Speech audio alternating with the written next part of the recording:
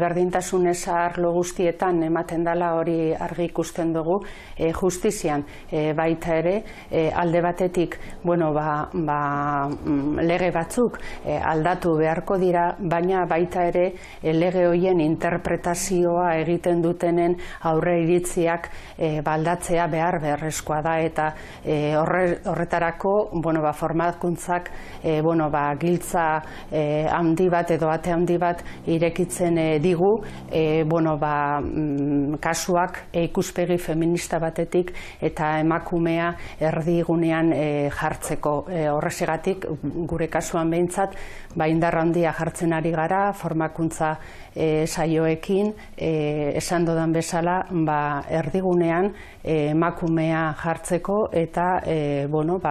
emakumeen alduntzearen aldeko prozesuak bultzatzeko arlo desberdinetatik egiten direzen interbentzioetan, eta emakumeak ez bitan biktimizatzea, nahi duguna da lehenengo momentutik gure babesa eta laguntza sentitzea.